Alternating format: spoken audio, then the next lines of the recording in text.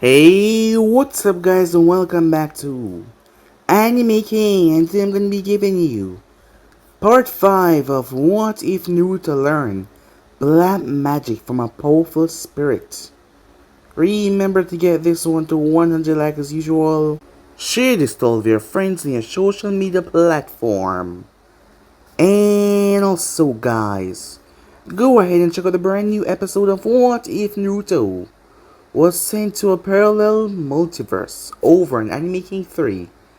And over in Anime King 2, I post a brand new episode of What If Naruto Was Treated Like Gaara. So go ahead and check out that and enjoy guys. And if you're new, yes, I did have 3 channels. Anime King 2, Anime King 3.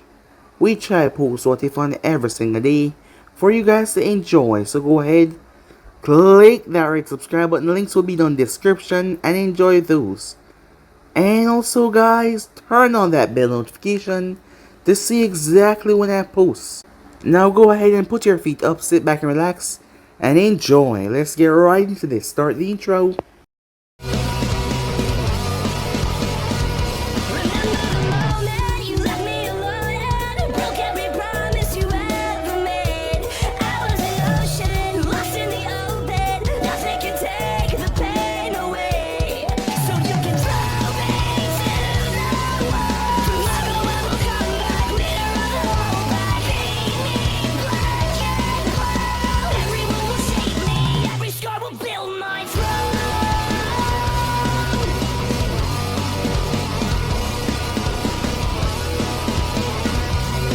So, the last time we left off, Naruto was currently speaking with Team Guy.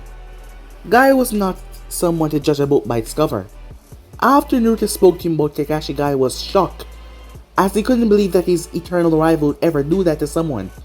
Especially your students, you're supposed to guide, train them. Let's just say Guy was very furious at Kakashi, but he wanted to see the fighting style at Naruto. Guy was suddenly shocked as he noticed the fighting style that Naruto possessed.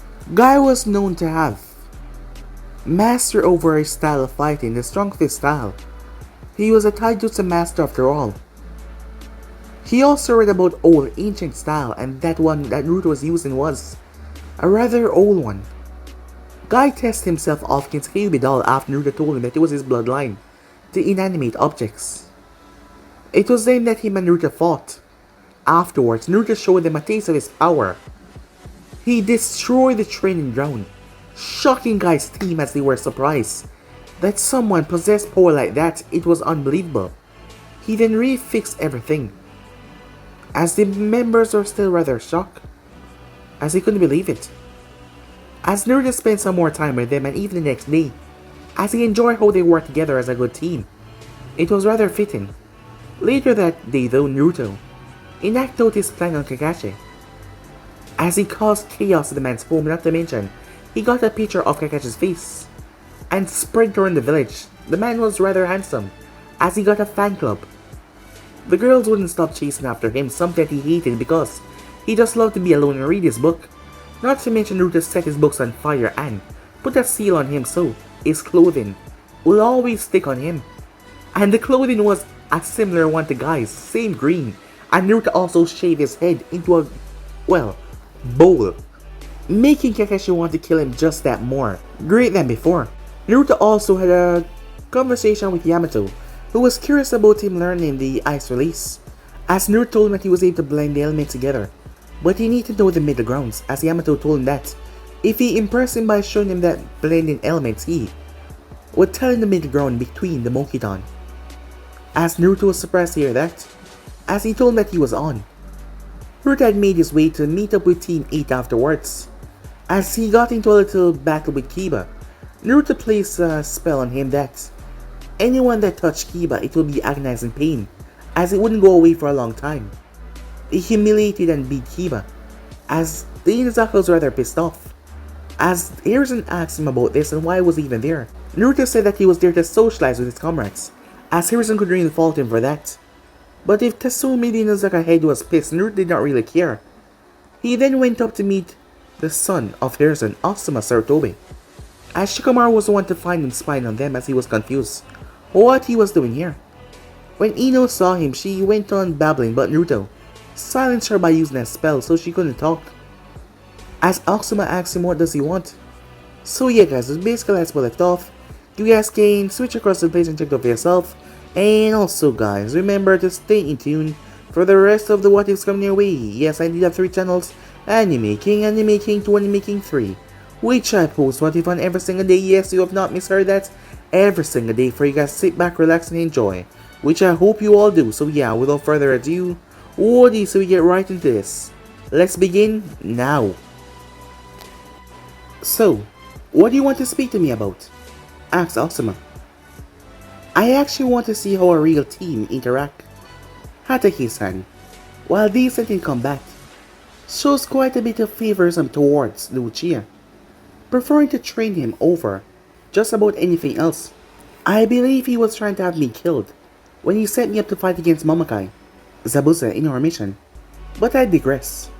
I have heard much about this so-called teamwork, and I want to see if it was all it was cracked up to be. As Asuma looked over the blonde. Alright, I suppose. I will let you watch our team train. And you can see for yourself that teamwork is a great concept. However, I want to ask you something that I saw in the Jonin meeting yesterday, as well as just now with Ino. How is it that you're able to use the element of ice, without hand signs no less? As Naruto rummaged around his pocket for a moment, looking for something, he then pulled out a card, his note card of how I do things on it, as that was his go-to. Bloodline thing, said Naruto. As Asuma waited, so did everyone else. But he just stood there, looking quite innocent. The doll on his head started to fidget a bit, but only Asuma noticed. Asuma realized he was finished with his explanation, so he got to teamwork with his team. As he worked on drill, teamwork tactics, and working with the different abilities of the Akimichi, Yamanaka and Nara. They work on meshing their abilities together to work in combat more fluently, or they work on helping Choji steer himself while he was in his human bullet tank. Ino worked on the speed of her soul as it shot out of her body to possess her target. Shikamaru worked on extending the shadow further with less shadow to work with. He then made his team work on their taijutsu next. Shikamaru and Ino were quite lax in that area, as Naruto offered some incentive to make them more ecstatic about it, as he summoned a few dozen ice needles. Needless to say, the taijutsu spar was the best they had in ages, but they kept on glaring at the blonde for the threat. As Naruto noticed something was missing, as he asked Asuma why they hadn't learned any elemental jutsu yet. Asuma had scratched his sideburns, laughing rather nervously. I never got around to find out their affinities, he said. That actually made Naruto laugh, as he reminded Asuma that their clan techniques would only get them so far. When they came across someone that can use elemental affinities, well, they were good as dead. He showed them as he created a miniature battlefield, with the golems representing Shikamaru, Choji, and Ino, facing off against mass figures, as Asuma realized he was dead on. As he decided to up his team training, Shikamaru sighed in annoyance. More work. Well, he didn't like that one bit. As for Naruto, he continued to work on his ice ability, as he spent the day watching Team 7 work. Time skip.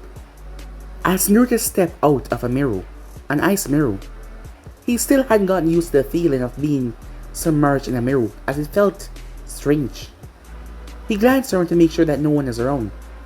He then sat down as he started to meditate, as his mind was pulsing with bright explosions. A new spell that he had came up with. As a construct was created in his mind, the mana jumped from one to another, carving his spell and bringing it forward to reality. But his head started to pound as he was working on something rather large. As he took a breath, calming his headache from the practice. But he was smiling as he was getting rather close. He then remembered what Haku said, as she had whispered in his ear, to manipulate the element of ice. You must remember all elements have a mind of their own. Ice is a very vain element. It prefers to sculpt itself than let you do it. To truly manipulate the element to your will, always remember that the water is a raw material, and the wind is a hammer and chisel, melding it and shaping it to your whim. Ice is a combination of the wind, fluid state with The rage in water, twisting and turning it into any form, in any situation. This is your hint, and I hope that you do well with your manipulation, Naruto-kun. That was what Hakuya told him, and that helped a lot. As he allowed his ice spell to work by itself for a while, his mind was focused and calm, as he saw everything weaving together, twisting and sculpting itself. He then stepped in as he merged his mana with it, and everything just went marvelous. Time skip. 3 weeks later, his ice manipulation train had been going extremely well, beyond extremely well, as he really loved that element. All the spells that he came up with so far was offensive in nature, and seeing that he was a destructive type, it fit him quite perfectly. At the moment he was walking calmly along the streets in Konoha. So far he still had to deal with Kakashi glaring almost constantly.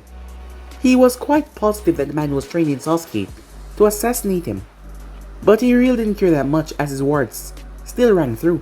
He was a fair bit stronger than Kakashi, so it doesn't matter what Kakashi teach him, and all they do was copy and manipulate to fit their whims. They need to realize that true work comes from hard training, training that made you sweat, training that pushed you to your absolute limit. Using your Sharingan to copy abilities was, well, cheating, and that would not make you stronger. So it doesn't matter what Kakashi taught him, because the moment those two stepped towards him with their own accord to try and end his life, he will turn them into dust.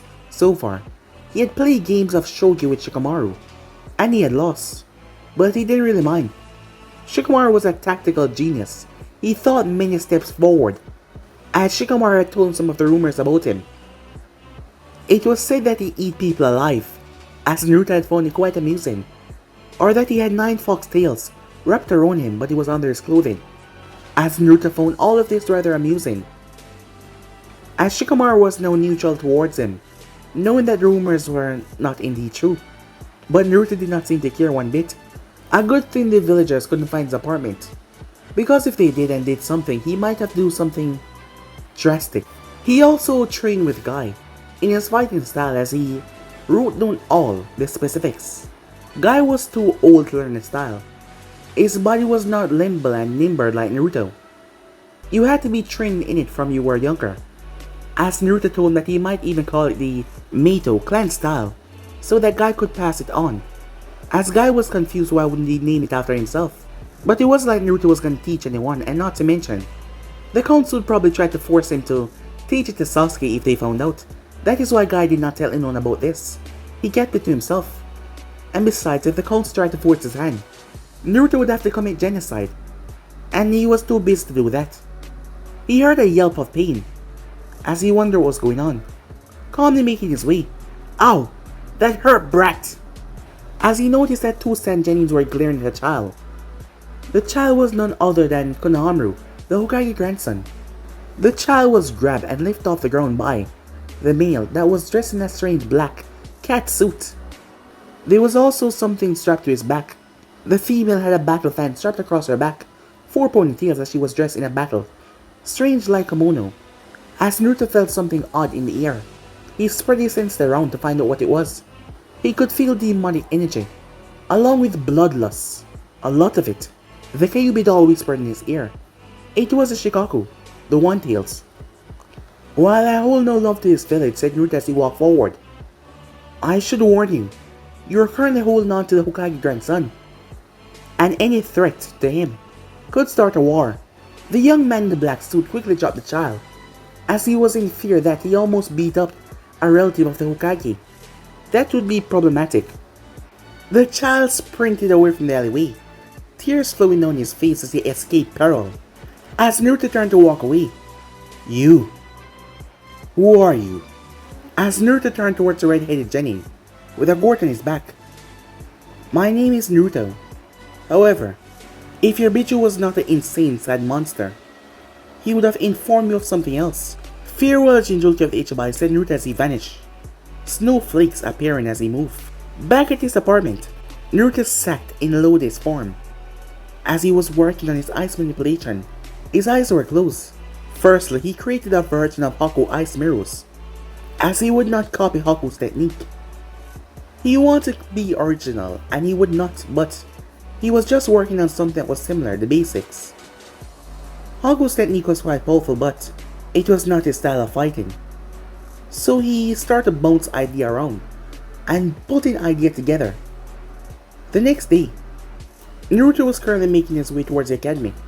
For the first part of the exam, as he really wondered, what would the first test be? And the others? He wondered if tuning exams was going to be fun, or perhaps it would be quite boring, he didn't know. But he made his way calmly. Time skip. When Sasuke arrived at the academy around 8:30, before the exam was supposed to start, he witnessed something incredibly rare.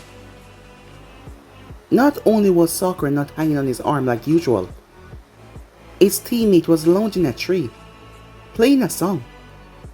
Naruto, while training with Lulu, when he ran out of mana after training and going dry, he needed something to do, as Lulu told him that he should pick up an instrument. So from he was 5 years old, he started to, train in the instrument of a harp. And it was rather soothing. Since he came to Konoha, he hadn't had much time to play because of all the nuisance getting in his way. But he had a blood seal on his arm, where he sealed the harp away. Sakura was in shock as she arrived to hear that wonderful music coming from somewhere, but she wasn't sure. Sasuke was also shocked as well when they saw Naruto in the tree. They never thought he was capable of doing anything except for destroying things, but here he was, playing a music, a melody so gentle.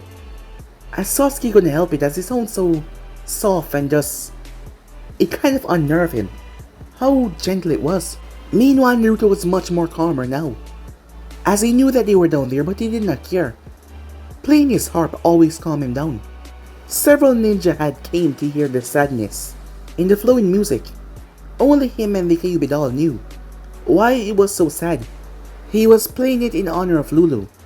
His thoughts this morning had been rather preoccupied with the passing of his mentor, older sister / mother figure. He decided that he should honor her departure to the far plane. His fingers plucked at the string, as he used his mana to enhance its sharpness, as the music came out beautifully. The group down there was a bit stunned as they did not move for a while until he was done.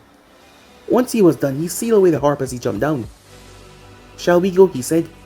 It took them a few seconds to snap out of their shock. Both of them immediately shoving that memory deep into the denial section of their brain, unwilling to believe that their demon teammate was capable of any emotion.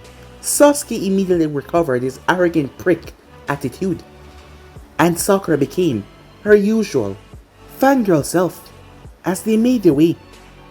Making their way inside as they arrived at the second floor, Naruto sensed a disturbance. As Naruto glanced towards the door that said 301, the 3 was flickering though, and he noticed the 3 chonins at the door were flickering. As he knew that it was an illusion, he alone could see the flickering, as they were acting like it was a real 301. As Naruto knew that they only went up one flight of stairs, you would think that people would be able to think for themselves. No, they saw a bunch of people and yet they just packed on, even though they were specifically told that their exam would be starting at room 301. As Naruto shook his head, as he looked down towards the fox plush in his arms, who seemed to be tired of human stupidity as well. "They made me feel ashamed of the fact that I share the same race with them," said Naruto. "Personally, I think of you as more of a demon than anything, regardless if you are mortal like them," the fox said, as that made Naruto happy, as he just made his way up to the real 301 room, not caring about the others. The real 301 room, Naruto arrived. He knew that you need your team to take the exams, but their team was already saw outside when they came in, so he made his way inside, not caring about the other two. It took them a while as they finally arrived, as Naruto leaned up against the wall. He saw Sasuke with a bruise on his face, as Naruto smirked. "You fought Lee, am I correct?" he asked. Sasuke glared at him, but Sasuke was not the only one. Kiba was also glaring at him, but Kiba kept his distance, remembering what Naruto put him through, and it was like hell. He would not go through that again, so he kept his distance away from the blonde. As Naruto turned to walk away, but he was blocked by a genin with silver hair.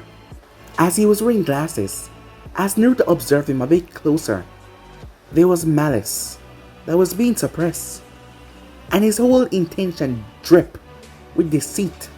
But Naruto did not really care. As the boy spoke, "You guys know that you're drawing a lot of attention to yourself, right?" As Naruto glanced, see most of the room was glaring towards them. As he found it rather amusing, their killer intent. It felt so pathetic. "Who are you?" said Kiba. "My name is Kabuto Yakushi, your senior in this exam. Seeing that I'm a fellow Konoha ninja, I think I will help you out. I've taken this exam more than once, so I've managed to gather some information on the competitors here. If you want, I can tell you about them." "You can tell us about anyone," Sasuke asked. As the boy nodded, "Alright then, tell me about Rock Lee and Naruto," he said. As Naruto raised the eyebrow at that, the medical ninja pulled out his card. The first one, Rock Lee of Konoha, specialized in taijutsu, has no ability in nin or genjutsu due to his inability of using chakra. Mission record, 38 D ranks, 7 C ranks. His ability in taijutsu are only matched by his teammate Hyuga Neji and his mentor Might Guy. A snarl came on Sasuke's face at that, as he ushered for Kabuto to continue with the next one. The card was plucked from Kabuto's hand, surprising everyone by the speed. As Naruto looked over the card, "Kabuto-san, your information on me is rather vague. Let me fix that," said Naruto. The card lit up in a purple energy as Naruto handed it back to him. "I can't believe it. Naruto Uzumaki Namikaze is a former Jinchuriki of the Kyuubi, age 15. He's the only descendant of the 4th Hokage, Minato Namikaze, as well as his wife. Kushina Uzumaki was presumed dead at age 3 after a mob had captured him and beat him to submission because of his Jinchuriki status, and was abandoned outside of Konoha. He was trained by a strange woman in his bloodline as well as an ancient taijutsu style. His bloodline is the use of highly advanced elemental manipulation without the use of hand signs. According to this, he doesn't even use chakra at all due to his bloodline, so the Hyuga taijutsu will have no effect on him. His ninjutsu is astounding, well over a Kage, and he's said to be on par with most jonins in hand-to-hand combat. Even though he doesn't use illusion techniques at all, his controls show that he'll be quite efficient in using them. He has reported to kill over 300 mercenaries with one technique. He can create tidal wave and hurricanes with one simple flick of his finger. The Shiki Fusion seal is no longer present on his body, so the Kyuubi is no longer inside of him. Mission history of 48 D ranks mission, 1 C to A rank, where he fought Zabuza Momokai and was able to battle the new name into submission in a purely base water fight. Many of the Konoha genin snapped their heads so quickly they nearly got whiplash. Orochimaru, Kabuto was thinking at the moment, would he be able to fight this one? The information was rather troubling. If Konoha wasn't so stupid to throw me away like trash, I might have actually decided to protect them. Puh, humans, so stupid and so swayed by their emotions. If my parents were alive, I would have killed them for their own stupidity, if they believe I would be hailed as a savior. Idiot, said Naruto. Kabuto's nervousness ceased when he saw Naruto's eyes looking at him directly when he said he would not protect Konoha. He pondered a bit on how he was so easily found out, but he gave a mental shrug. He didn't care so long as Orochimaru-sama wasn't forced to fight this one. "Alright everyone!" A loud yell could be heard as Ibiki told him to sit down and shut up. But no one was looking at him. They were all focused on Naruto, all of them. Naruto took the doll off his head and threw it towards the front of the class as it landed on its feet. It grew until it was the size of, well, the ceiling. "Sit the hell down," it shouted, before it returned back Naruto's head. Most of them thought that Ibiki was the one that cast that little illusion on them, but Ibiki and Kabuto saw that it was the doll that actually did that. The exam was actually interesting. Interesting that Naruto stared at Ibiki for the past 40 minutes without blinking once. When the final 5 minutes was left, Naruto looked up towards the ceiling, as Ibiki was even sweating. as the gaze was so unnerving, and he didn't even blink once. As Naruto paper was already filled out, Ibiki was shocked. When he didn't understand, when did he do that? Did he not focus on his hands, Ibiki thought to himself. As Naruto then returned looking back at him, like nothing just happened. This time though he added killer intent to his stare. Ibiki noticed slight pressure but he didn't feel it from Naruto, because of the way that Naruto spread it. 5 minutes passed by as he went through the 10th question, as Sakura started to raise her hand.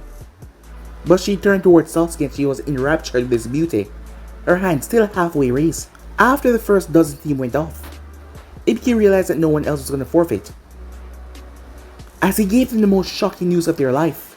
What? What do you mean we all pass?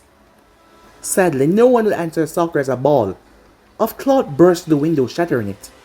As Naruto took this time to vent a bit about the anger he was feeling towards that parasitic teammate of his, as the killer instinct came out of him, the fox, adding on to it as it spread through the room. Students started to fall like flies, most of them pissing themselves. The whole room felt like the degrees were turned up, as everyone was having a hard time breathing. Some of their minds were tricked into passing out rather easily. They saw themselves being gutted and killed. As the banner was placed up, it read the sexy single Anko Midarashi. The woman was just like a prostitute, a rather short skirt, a fishnet shirt with jacket over it.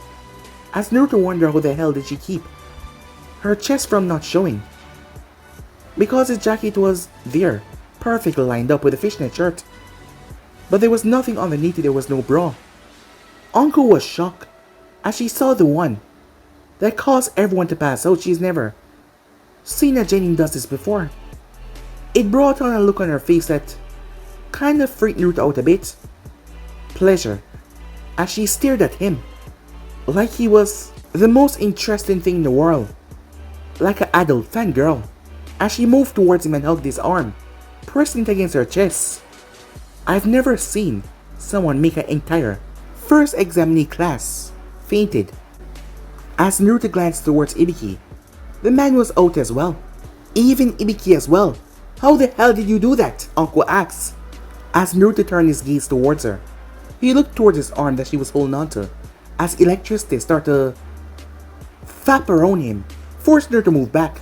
He got to his feet as frozen wings exploded from his body, weakening everyone. They are weak, not even 1/3 of my killing intent, and that was an overload for most. Where will the second task be held? Anko flinched a bit at the tone of his voice. As they were able to wake up, Anko told him the force of death. 2 p.m. the exam will be held tomorrow. The next day, 1:59 p.m. As he was leaving yesterday, the woman was still looking at him. He decided to stay away from her, so he came there exactly 1:59. Unfortunately, it seems like she wanted to pounce on him, as he thought, considering that she was pouting, seeing that he arrived so late. Nevertheless, the second task, killing, was, well, legal, as they were all forced to sign waivers so they could kill. The doll in his head grinned as Naruto's lips quirked up into a smile. This was the only good news that he had so far.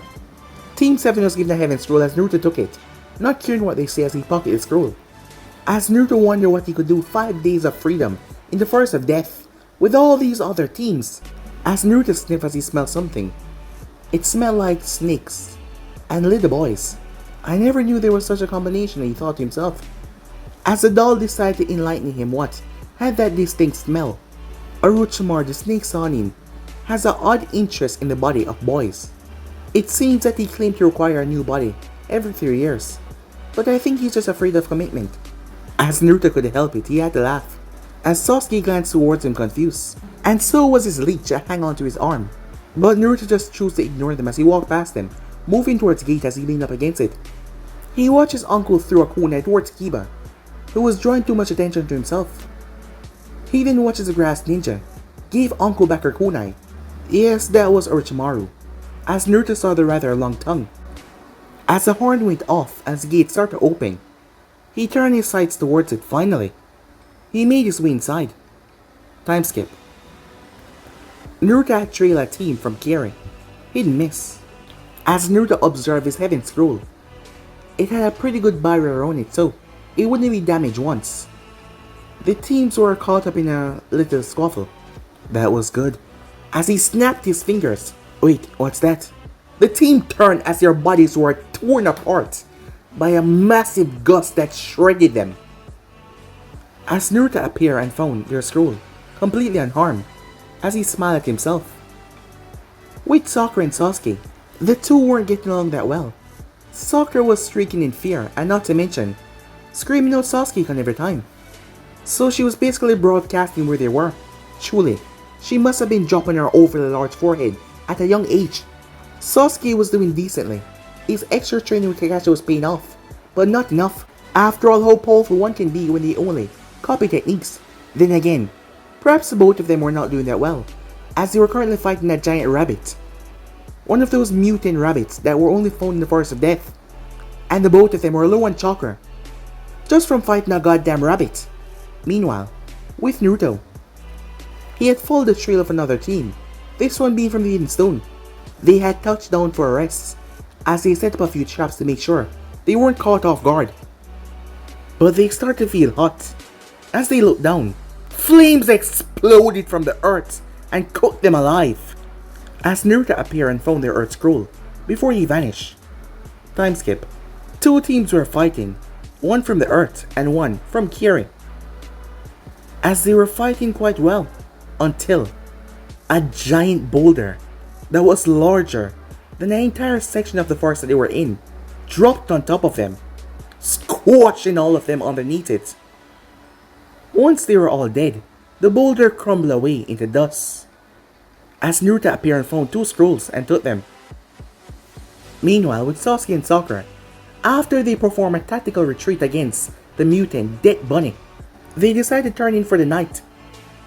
Day 2, as Naruto stretched after he awoken, to go and destroy some more teams, as he wondered if he should go after some Konoha teams. He shrugged, he didn't really care. As he made his way, if he found them, he will have no mercy on them. Meanwhile, with the proctors, Anko, Genma, Hayate, Ibiki were currently situated on top of the tower in the middle of Forest of Death, as several other Jonins were there as well. As Anko had popcorn, she had a bag of popcorn. The bag was large enough to feed her for the entire 5 days. As Anko was searching for something in the forest, as she had a hand shielding her forehead from the sun, it was then that she saw a spear.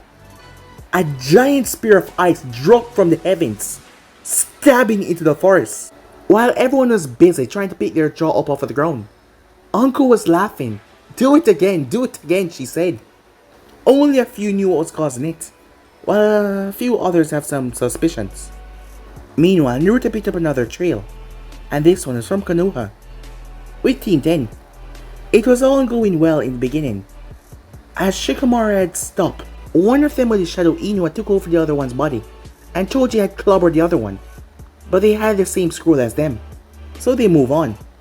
They had knocked out their opponents. What they didn't expect was for the team that they knocked out to find another team and forge an alliance with them to track them down and get the scroll back. So here they were, trapped between two teams. Their team was not meant for an open battle like this. They were leading towards the assassination, capture interrogation part, not open battle, while Choji may be able to handle himself. Not even he can handle this by himself. And while smart was always a good thing, overwhelming power can sometimes override smartness. Against all odds, they weren't dead yet. Ino had 4 broken ribs, a cracked forearm, and some internal bleeding. Shikamaru had a busted lip, a cut above his eyebrow, and a few fractured bones, wrists, arms, and ankles. Choji was the best out of all 3 of them, only having a sprained ankle, as he was built for something like this. But there was only 2 team members knocked out from the alliance, and that left 4 more, healthy, to strike them down. As one of the members stepped forward to snarl, "This is legendary Inoshikacho. Pathetic. Originally, we were just gonna knock you out to take the scroll, but now, we're gonna have to kill you." Ino coughed up blood as she felt pain because of her broken ribs. She was scared. It was then that ice spikes ripped right through the shinobi, tearing through his body as they vanished. Gaping holes Ino could see right through the guy. The other three turned around, but that was a mistake. They should have ran. Not that they could escape. A huge rock broke free from the ground and slammed into one of them. It pushed him into a tree as he started to push and push until he was a smudge on said tree. It scraped him down with it as it went back in the ground, pulling his body down there. The second one jumped away as lightning bolts came out of nowhere and struck him all over.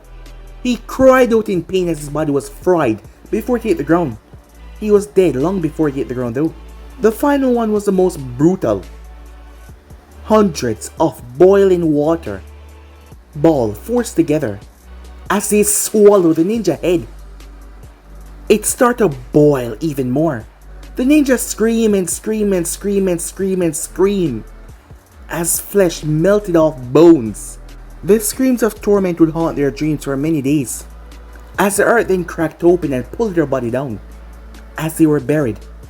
And the two unconscious ones were buried alive as well, as Ino puked, but there was a lot of blood as well from her internal injuries. Shikamaru and Choji seemed to be caught in terror and fear, as they couldn't find it to speak, too appalled at the deaths that they witnessed. As Naruto stepped towards them, they recall fear, pure agony and fear, as their body were hurting the agony, and the fear was because of him. Ino was almost going into shock. She wasn't even paying attention to her surroundings, as Naruto slapped her across the face, surprising everyone. As that seemed to knock some sense into her, she looked up. She screamed when she saw who it was. But Naruto leaned forward as he tilted her head up, so she would look him in the face. She was paralyzed to do anything. I do not regret my actions, but I do apologize that you were forced to bear witness to them. Let this be a lesson to show you that being a ninja is nothing to take lightly. If I had not come, you all would have been dead right now. While I am quite brutal in my actions, they are the reality in the ninja world. If you cannot deal with that, then immediately retire. As Naruto turned his back, Ino blurted out the first thing that came to mind. Why didn't you kill us too? She asked. While Konoha may believe I am a demon, they need to learn something important. The world is never black and white. There are only shades of grey. What they need to realize is demons are not pure evil, and humans are not really that good. That should be ingrained in them due to Shinobi Wars, and yet they have this self-righteous streak, believing that they are good while everything else is evil. Which is rather stupid, said Naruto. It made Ino question her beliefs. Choji was still confused though. Think about it this way, said Naruto. What if by chance the Kyuubi attack, due to its family being murdered in cold blood by Konoha Shinobi? The Kyuubi would be in the right, yet Konoha labeled it as some avatar of evil without even questioning. Why did it attack? The treatment I got as a child by the villagers would be considered evil in every regard, in every part of this world, yet they felt it was right to do that. I am not good, nor am I evil in any sense of the word. I am not what I think of myself as. I am not what others think of me as. I am what others perceive to think of me as. I am sure Shikamaru can explain that to you later. Now I have some more teams to eliminate. The tower is north from here. I dare to get your angels tend to. As he disappeared, leaving Team 10 with many things to think about. With Anko and the others, it was the end of the fourth day, meaning that the team had knew the next day to get to the tower or they would be disqualified. So far, quite a few ninjas had came from other teams, Jonins, to watch the demolition of the Forest of Death. So far, they saw lightning exploding from the cloudless sky, massive hurricanes just picking up and vanishing a next second later, which couldn't be hoped to match by storms in Kumo. The tower was shook several times. Glasses were broken from so far out because of the power that was shown in the forest. The oddest occurrence, however, was what happened around midnight at the beginning of the final day. A squirrel, a colossal squirrel made from flames, was picking up ninjas and eating them. Oddly enough, there was a long-haired golden rider on one of its ears. A piercing scream that sounded like soccer echoed all over the place as the rider made the squirrel went over there, as he seemed completely fine with riding a squirrel made from pure flames. Anko and the other Jonins were beyond shocked. Also, how did the trees did not catch fire? I totally want to have his child, Anko said. causing her gaze to look towards her.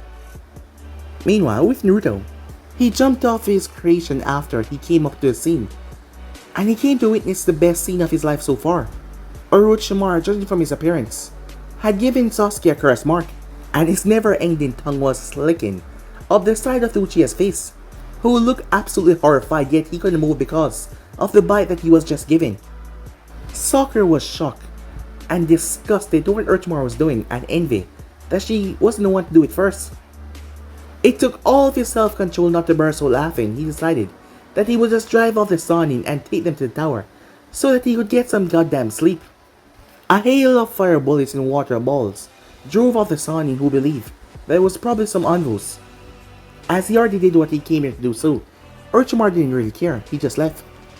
As he made his way down there, Sakura was crying as Sasuke passed out. Naruto knocked her out, as 2 slabs of rock came out to the surface and carried them there. As Naruto whipped out all scrolls that he had, poof, 5 Jonins appeared. The group so happened to consist of Haruka, Anko, Ibiki, Hayate, and Genma. As the 5 stood there in shock, as Genma and Hayate picked up the Uchiha, he needed aid. As Haruka took Sakura's slab of earth, they both went down. As Naruto was in pristine shape, not even a slash or cut on his clothing. The only thing that was wrong with his clothing was the blood around his shins, dry blood, but his hair was perfect as always. As Anko and Ibiki walked up to Naruto, "I want to be your children," Anko said. "I want dibs on your firstborn. If she bears your children," Ibiki said. As Naruto barked out laughing. The fox was also laughing, but they wouldn't notice that because they were just shocked that he was laughing that loudly. It was rather out of characteristic, but it was just that he suppressed a lot of time, but he couldn't help it now. As he calmed himself, "I'm sorry, but in this day and age, I'd rather not have any children. However, I could do something for the both of you." The both of them looked up. "You both know better than to give in to the council demands. So I have a proposition.